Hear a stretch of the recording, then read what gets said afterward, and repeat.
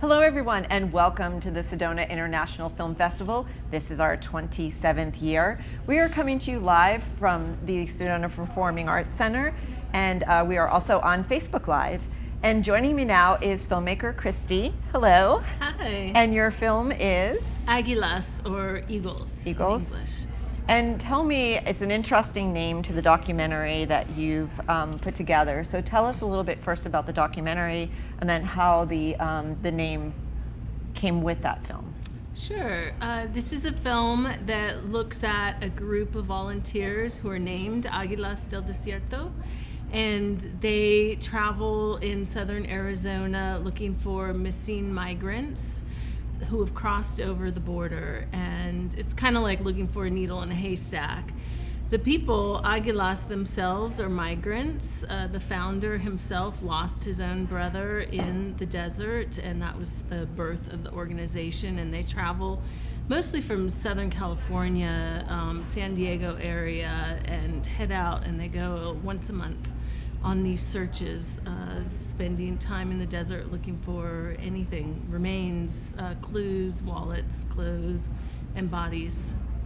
And that was one of the things that you focused on this particular documentary that you put together, that there are bone fragments, there's shoes still with a human body attached to it. And the interesting thing that I found, that sometimes the families are searching for them, and that's the clue that they're actually missing, but there's no time. Like, you have no idea when that occurred, or if it was days or weeks or anything like that. Well, yeah, it's really interesting and fascinating. There's a whole group of people that are looking forensically at what's left behind in the desert to try to identify migrants, because it is very hard from bone fragments to make identification.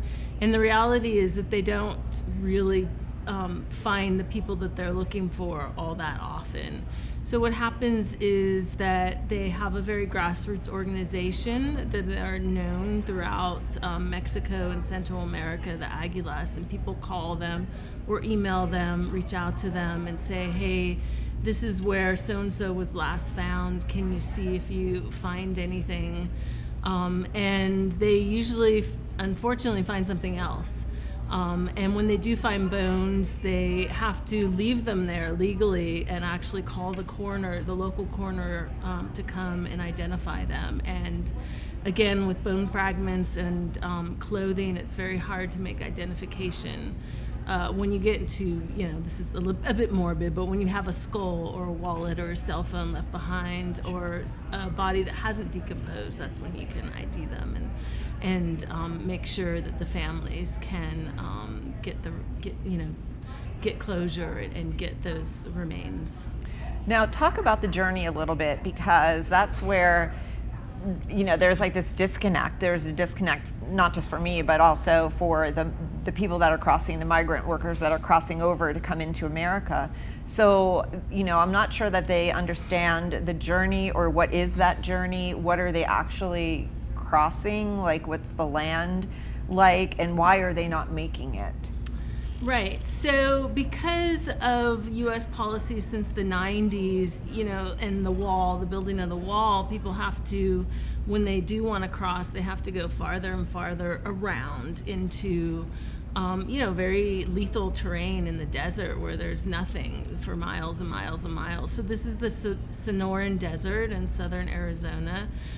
People are also taking a lot of risks in Texas as well, and it's a very harsh landscape, and it takes days to cross by foot. Border Patrol is out there patrolling as well, and so people are trying to stay away from roads, and they're going through illegally, usually in groups with smugglers or coyotes, as they call them. But if people fall behind or get sick or hurt an ankle, they have to take the rest of the group, and they leave those people behind. And the hope is that they will survive, but the chances are very slim that they will in those situations.